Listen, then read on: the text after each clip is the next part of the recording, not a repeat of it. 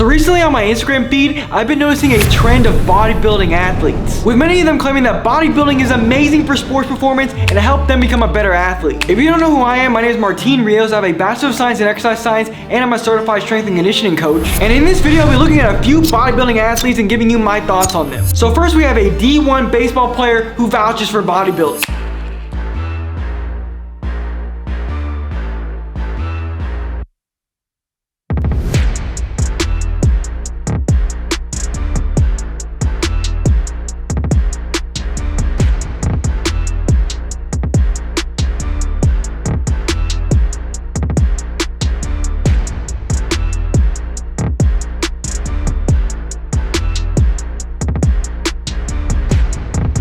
So let me get this straight. Bodybuilding, which involves moving a weight up and down, increase your batting average from 200 to whatever it is now to become a D1 All-American baseball player. This is like saying training in the gym like a fighter will lead to you throwing insane combinations. Correlation does not imply causation. Just because you got bigger and prioritized bodybuilding doesn't mean it caused you to hit the ball better. Like, what are we talking about? Bro also said he lifted weights 4 to 6 times per week as an athlete, which may make sense in the off season, but not in season, because the goal is to maintain adaptation and prioritize recovery because there's a lot of practices, games, and traveling. So his points are kind of dumb in my opinion, but let's look at the next guy.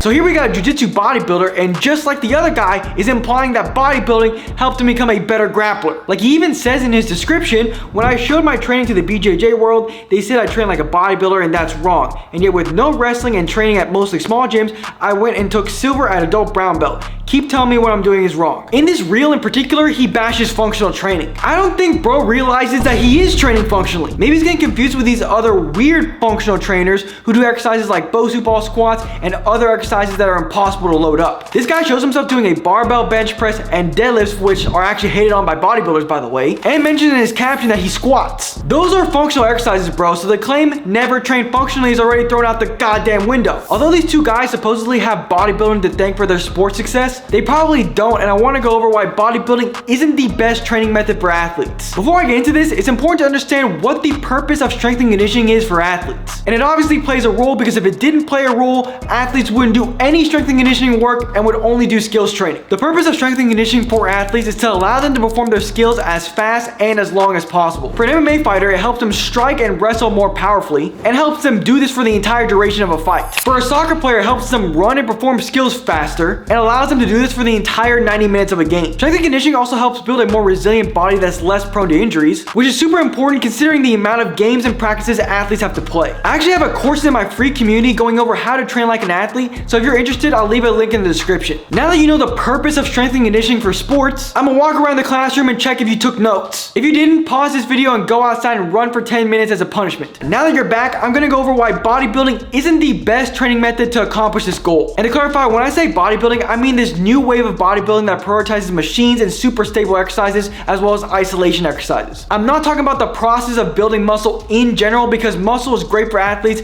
if they don't have too much, of course. Reason one is that bodybuilding prioritizes isolation movements. Don't get me wrong, isolation exercises aren't inherently bad and they have their place for athletes. For example, they're definitely useful for rehab and for targeting a specific weakness that an athlete has. But bodybuilders overuse them when they don't transfer over to sports as effectively as compound movements. Relying too heavily on isolation movements can limit an athlete's overall movement efficiency. Isolation exercises are obviously used to strengthen an individual muscle, but sports rely on coordinated full body movements where multiple muscles must fire together. Overemphasis on isolation exercises doesn't efficiently develop the neural connections needed for these kinds of movements. This is why athletes train movements, not muscles. While bodybuilders will hit their quads with leg extensions, athletes will hit the squat movement pattern. Reason number two why bodybuilding isn't great for athletes is that they prioritize machines. Bodybuilders love machines because they isolate muscles better. But even when bodybuilders train functional movement patterns, they do it with machines most of the time. For athletic performance, free weights are better than machines. This is due to free weights being more sport specific, as they offer a more sport specific specific level of stability. Because believe it or not, sports aren't done in a fixed range of motion. Free weights force you to manage load in space, which is closer to how athletes move in sports. And since this environment more closely replicates the environment of sports,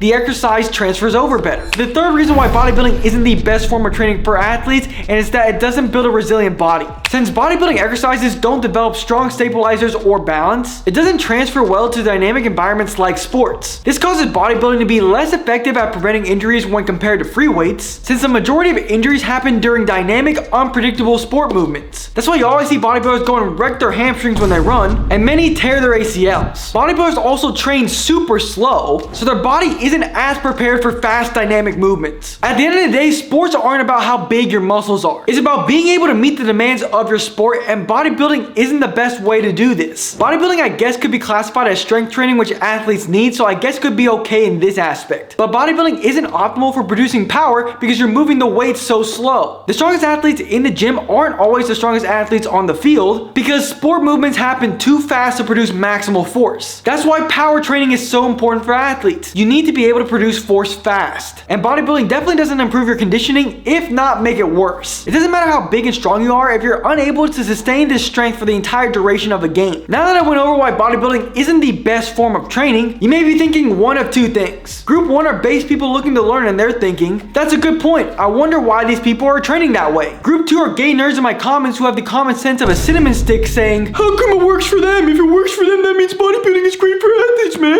I'll admit it does seem to be working for them. And there's a few reasons why it is. Reason number 1, individualization. Everybody's different and certain methods work better for one person than another one. And one aspect of individualization that is often overlooked is enthusiasm. Is the athlete enthusiastic about certain exercises or the program as a whole? If they aren't, it actually might hinder development. Sometimes the best exercise variation isn't the most sport specific, but rather one the athlete enjoys and performs enthusiastically. If these two guys absolutely love bodybuilding and hypertrophy focused exercises, and that's what gets them to go to the gym and train hard consistently, it may actually be the best exercise / training style for them. Reason 2, these guys do their fair share of free weight and sport specific movements. We saw the BJJ guy in that video alone do a bench press and deadlift, and after taking a look at his page, he does weighted calisthenics like dips and pull-ups too. The baseball player, to be honest, seems to be a little bit lazier, but maybe it's because he doesn't play baseball anymore, but he still hits foundational movements and sprinkles in some free weights. So although these guys talk so much about how they're bodybuilders and it's great for athletes, they are doing lots of functional exercises and foundational movements. Reason 3 is although these guys act like all they do is bodybuild, they don't. They add power training, aka plyometrics. They do this because deep down inside, they know just bodybuilding won't help them become a high-level athlete. The baseball player literally admitted this in his post saying, don't get it twisted, I threw my fair share of med balls. Like, bro. And for the BJJ guy, we saw him do assault bike intervals, so we know he does conditioning. And I did a scouting report and went to his program description and he put, if you want plyos, power / sprints, to go to his training teams. AKA this guy knows that bodybuilding alone won't cut it, so he has to add in some conditioning and he needs to develop power using other more effective methods. And reason number 3 why bodybuilding works for these guys is that they're overestimating how much of a role strength training plays on sports performance. Baseball and BJJ are very skill dominant sports. I don't care how you train in the gym. If you don't have great skill, you're not hitting a 100-mile-per-hour fastball. I don't care how you train in the gym. If you don't have great skill, you're gonna get submitted. As I mentioned earlier, these guys aren't good at their sports because of their training methods, and let's be honest, it is suboptimal. They are good because of their skills, since you will only get as far as your skills will take you in a sport. These guys are also in sports where being bigger is actually advantageous to a certain degree. In BJJ, being bigger is a huge advantage. And even taking weight classes into consideration, it's not like other sports like basketball and soccer where being too muscular or too big will actually hurt you. Because in BJJ, you're coming up against a guy that's the same size as you. For baseball, size is obviously advantageous because it has a large power demand and very small endurance demand. Overall, muscle is not bad for athletes. And bodybuilding / hypertrophy training can be a part of your program, which is why I have athletic bodybuilding programs so you can build muscle using more sport-specific exercises. But bodybuilding should be a small part of your plan if you want to maximize performance, not a huge part or the whole thing, which these guys obviously know because they add in plyometrics and conditioning. And let's not forget that skills pay the bills, so prioritize skills training. Let me know in the comments what you think and subscribe for more content like this. And I recently made a video going over some of the worst strength and conditioning takes, which you should check out.